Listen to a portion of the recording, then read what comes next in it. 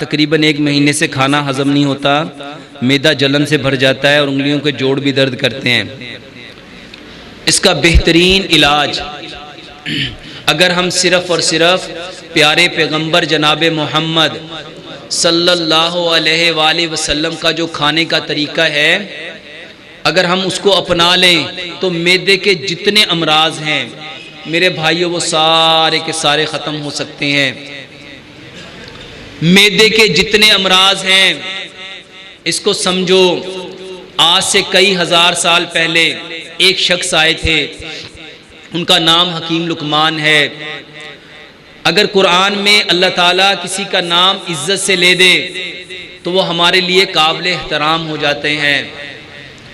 हकीम लुकमान का सिर्फ नाम नहीं आया बल्कि एक पूरी सूरत हकीम लुकमान के नाम की उतरी।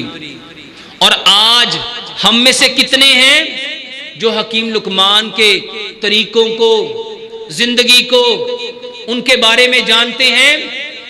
मेरे भाइयों, पूरा यूनान, ये जो तिब्बे यूनानी है, ये जो ग्रीक, उसमें पूरे का पूरा यूनान आज हकीम लुकमान के तरीकों को फॉलो कर रहा है और अपने मसाइल को हल कर रहा है। हकीम लुकमान ने फरमाया था अपने बेटे को नसीहत करते हुए, ए बेटा, दांतों का काम कभी आंतों से ना लेना, दांतों का काम कभी आंतों से ना लेना।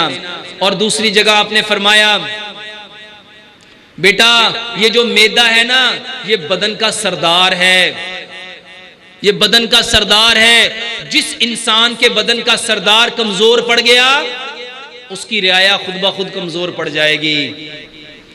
मैदा सरदार है, सरदार कवि होगा, खाना हजम होगा, खाना हजम होगा तो ताकत मिलेगी, दिमाग को भी, दिल को भी, फेफड़ों को भी, गुर्दों को भी, आंतों को भी, हड्डियों को भी, गोश्त को भी।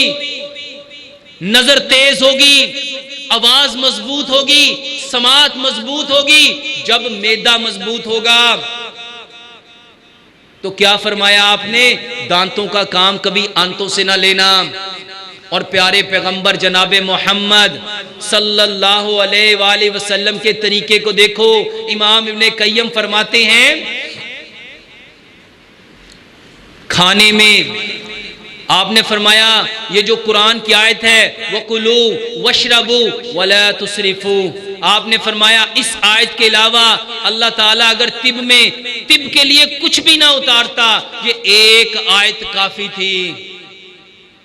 और खाओ और पियो और इसराफ ना करो। क्या मतलब होता है इसराफ का? ज्यादती ना करो। और आज जितने लोगों के मैदे खराब हैं, एक वजह है, फितरत को बदला।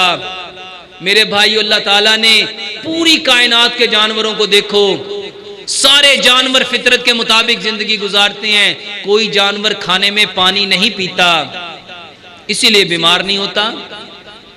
और हम लोग पानी क्यों पीते हैं? क्योंकि हम खाने को चबाते नहीं। 2-4 दफा चबाया, निगलने की कोशिश की, हलक में खाना अटक गया, पानी के साथ उसको आगे धकेलते हैं। सिर्फ तरीका समझ लो, खाना खाने से आधा घंटा पहले पानी पियो, खाना खाने के 1.5 घंटा बाद पानी पियो और एक लुकमे को 32 बार चबाओ। जितने दांत हैं, आज की मॉडर्न मेडिकल साइंस कहती है दांत 4 तरह के हैं, 1 नोक वाले, 2 नोक वाले, 3 नोक वाले, 4 नोक वाले। 1 नोक वाले का काम है काटना, 2 का काम है फाड़ना, 3 का काम है चीरना, 4 का काम है पीसना। काटना, फाड़ना, चीरना, पीसना, ये काम था दांतों का। क्योंकि अल्लाह सुब्हानो तआला ने दांतों को बनाया कैल्शियम का, स्टोन का, पत्थर का, और मैदे को बनाया फाइबर का। इसीलिए हकीम लुकमान ने फरमाया था, बेटा दांतों का काम कभी आंतों से ना लेना। अब जो काम दांत कर सकते हैं, क्या मैदा कर सकता है?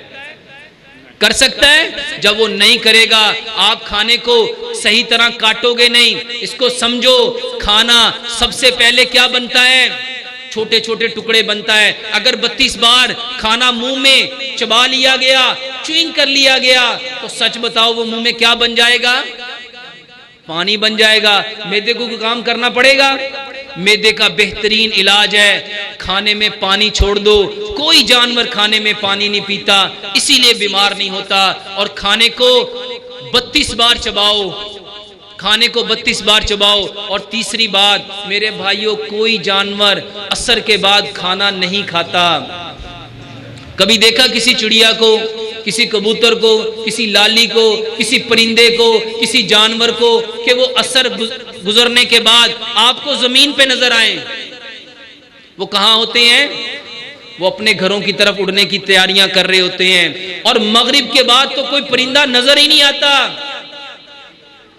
मेरे भाइयों, आज की मॉडर्न मेडिकल साइंस कहती है ये जो मैदा है ये अपने सारे के सारे अफ़आल सूरज के साथ शुरू करता है। जब सूरज गुरूब हो जाता है तो मैदा अपना काम करना बंद कर देता है। और आज आपको एक हिकमत की बात बताता हूँ, मजे की बात, पते की बात बताता हूँ।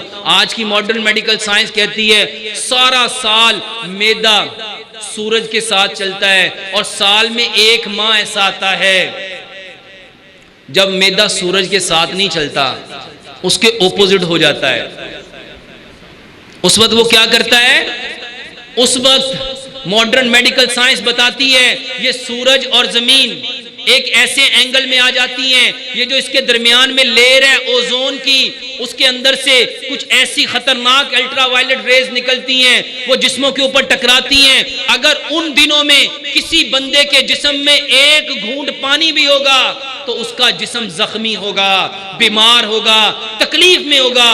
और जिसको साइंस वो दिन कहती है, हमारा इस्लाम उसको रमजान कहता है। साइंस कहती है उन दिनों में सूरज निकलने से पहले खाओ और सूरज गुरूब होने के बाद खाओ। मेरे भाइयों, ये दीन है, दीन। और आज पूरी दुनिया ये जो इस्लाम में कन्वर्ट हो रही है, इस दीन के ऊपर रिसर्च करके, तहकीक करके मुसलमान हो रही है। और हम मुसलमान जिनके पास इस्लाम, दीन, एक वाज़े किताब, खुली दलील मौजूद है, मगर वो फिर भी बहक रहा है। यही वजह है हम परेशान हैं। मैदे का बेहतरीन इलाज, 3 काम करो। खाने में पानी छोड़ दो, खाना खाने से आधा घंटा पहले पानी पियो, 1.5 घंटा बाद पानी पियो। 1 लुकमे को 32 बार चबाओ। सुबह का खाना 60% खाओ, दोपहर का खाना 30% खाओ, शाम का खाना 10% खाओ। इसको समझो प्यारे पैगंबर जनाबे मोहम्मद सल्लल्लाहु अलैहि वसल्लम के तरीके से। आपने जिंदगी में जो भरपूर खाना खाया है वो सुबह के वक्त ही खाया है।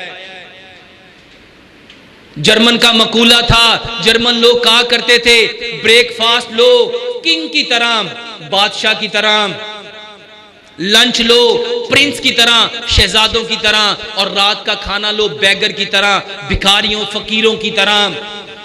मेरे भाइयों, सूरज जब सुबह उठता है, सूरज निकलता है, उस वक्त खाना मैदा पूरी ताकत में होता है।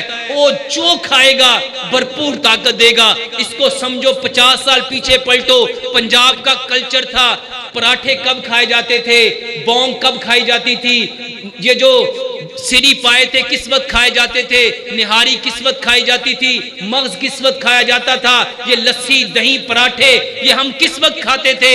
सुबह के वक्त।